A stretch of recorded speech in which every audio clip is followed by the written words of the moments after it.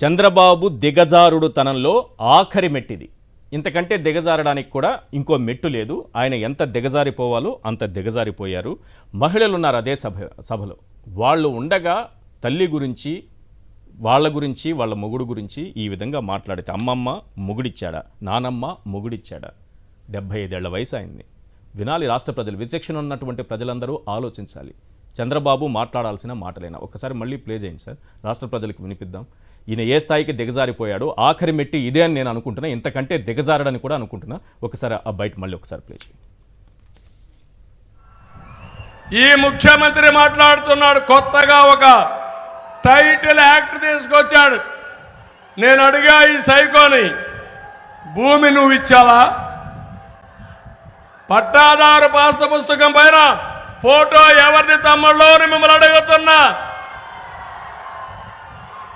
జగనన్న భూ హక్కంట. వీళ్ళ నేను అడుగుతున్నా ఒకే మాట, నీ తల్లి మొగుడిచ్చాడా? మీ అమ్మమ్మ మొగుడిచ్చాడా? మీ నాన్నమ్మ మొగుడిచ్చాడా? మీ జేజే తాత ఇచ్చాడా? ఎవడిచ్చాడు?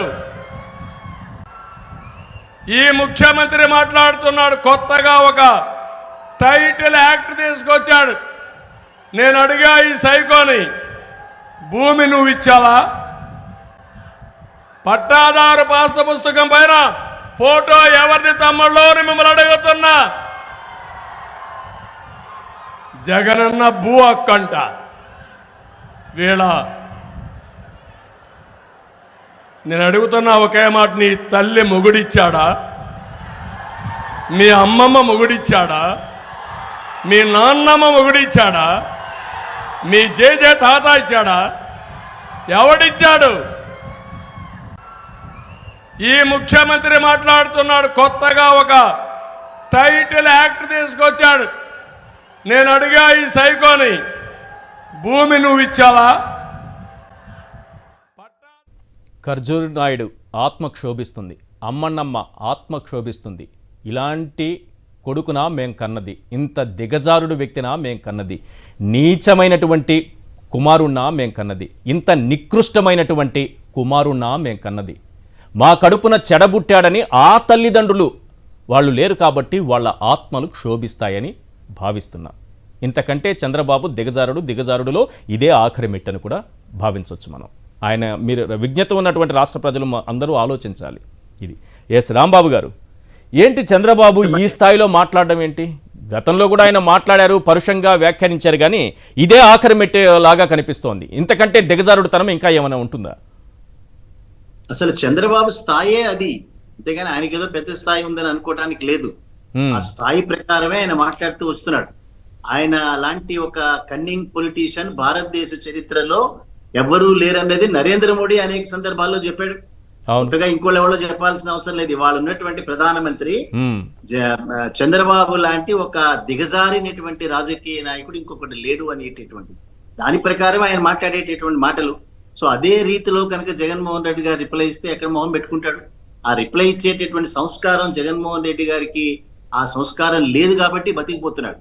Otherwise right from the beginning మన పిల్లనిచ్చినటువంటి మామగారు పెట్టినటువంటి పార్టీని లాక్కుని, పిల్లనిచ్చినటువంటి మామగారికి సంబంధించినటువంటి ఆస్తిని లాక్కుని, వారికి సంబంధించినటువంటి అన్ని కూడా మొత్తం కుటుంబాన్ని మేనేజ్ చేసినటువంటి వ్యక్తి మంచివాడు ఎట్లా అవుతాడండి? రాష్ట్రానికి ఒక రకమైనటువంటి రోల్ మోడల్ ఎట్లా అవుతాడు?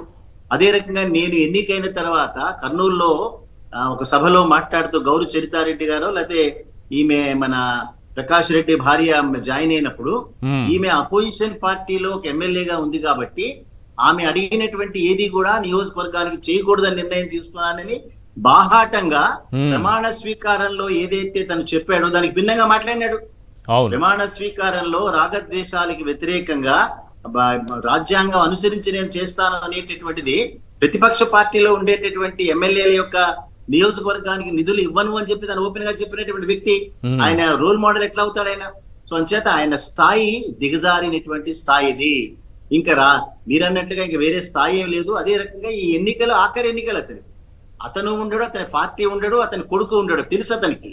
అందుకని ఈ భాష మాట్లాడటం అనేటటువంటిది ఇంకా అవుట్ అండ్ అవుట్ చేయటం. ఇప్పుడు ఇది సమాధేనా, రాజకీయ సమాధేనా? ఇక ఎన్నికల తర్వాత మీరు కొన్ని పరిశీలనలు చేస్తుంటారు, సర్వేలు చేస్తుంటారు కదా, ఏం జరగబోతుంది టీడీపీ భవిష్యత్తుకు సంబంధించి?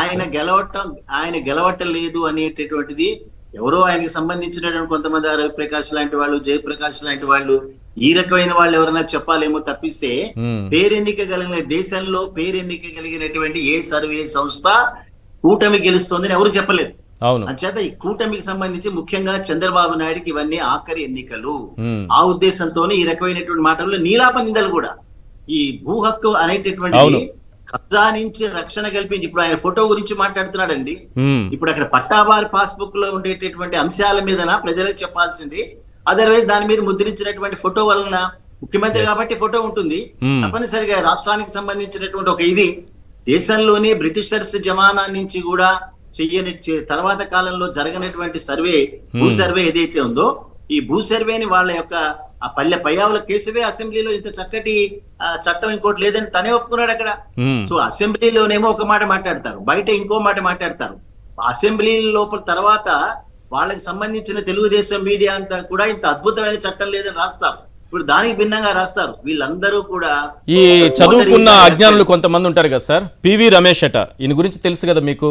స్కిల్ డెవలప్మెంట్ స్కామ్ లో చంద్రబాబు కోసం ఎన్ని పాటలు పడ్డాడు. అవినీతి పరులు పక్కన చేరుతాడు ఇతను. పచ్చ బ్యాచ్ కి ఇంటర్వ్యూలు ఇస్తూ ఉంటాడు. ఇప్పుడు ఏమంటాడంటే అతను ఆయన భూమికి సంబంధించింది ఏదో వివాదమట. అయ్యా పివి రమేష్ గారు, ఫస్ట్ మీరు చేయాల్సింది, ఎక్కడైతే కృష్ణా జిల్లా విన్నకోట గ్రామంలో భూములకు సంబంధించి వివాదం ఉంటే ఇప్పటి వరకు అధికారులు చేయలేదు. ఇప్పటికే ఈ చట్టం నన్ను ఈ విధంగా ఇబ్బంది పెట్టేస్తోంది. ఏది ఈ ల్యాండ్ టైటిలింగ్ యాక్ట్ అట. అసలు అమల్లో లేని యాక్ట్ని ఎలా ఇబ్బంది పెడుతుందో. ఈయన ఇప్పటి వరకు వీళ్ళ తండ్రి గారు 25 ఎకరాలు ఎన్నో సార్ అక్కడేదో చెరువుని తీసుకున్నారట, ఆ చెరువుని దవ్వారట. ఇప్పుడు అందరికీ పంపకాల దగ్గర గొడవలు వచ్చాయి. ఈయన ఏ రోజు అటెండ్ కాలేదు అక్కడికి. ఆఫీసు బాయ్తో డాక్యుమెంట్స్ జిరాక్స్ ఆఫీస్ పంపిస్తాడట. ఎందుకంటే ఈయన పెద్ద ఆఫీసర్ కదా. ఇంకా అదే భ్రమల్లో బతుకుతున్నాడు. సామాన్యుడికైనా ఒకే చట్టం, నీకైనా ఒకే చట్టం. పివి రమేష్ గారు తెలుసుకోండి.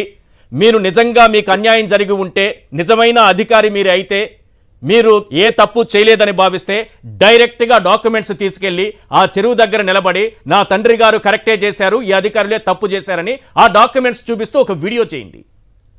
ఇది నిజమైన అధికారిగా ఉండి చదువుకున్న వాళ్ళకి ఉన్నటువంటి లక్షణం. ఎందుకు సార్ చదువు ఎందుకు మనకి సంస్కారం నేర్పాలి. మీరు వెళ్ళండి, తప్పుంటే చూపించండి.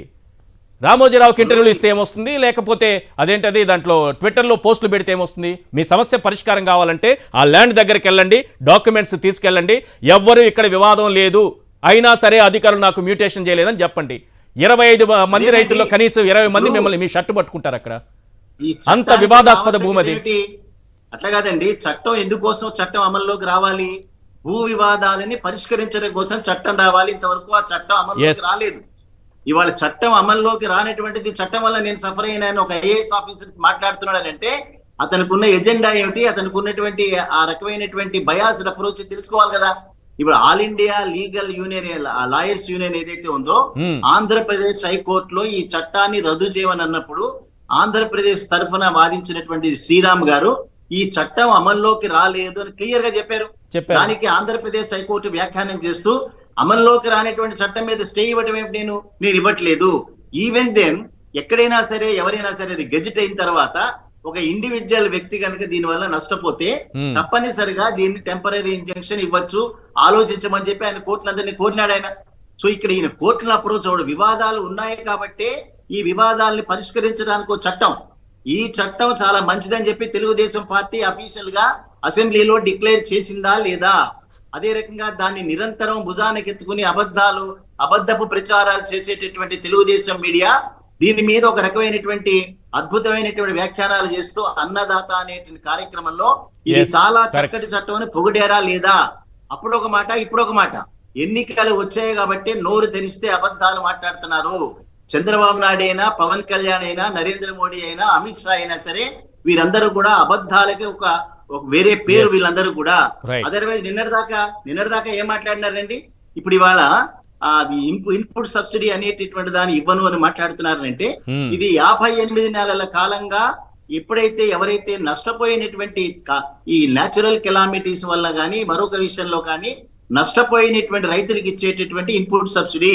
ఇప్పుడు సీజన్ వస్తుంది వర్షాకాలం తర్వాత, ఈ లోపల వాళ్ళు చేయాల్సినటువంటి పనులు ఉన్నాయి. Yes. సో అంచేత దాన్ని ఆపుతున్నారనంటే వీళ్ళందరూ కూడా ఎన్నికల సంఘం కూడా బీజేపీ చేతిలో ఆడేటటువంటి ఒక తోలుబొమ్మ మాత్రమే.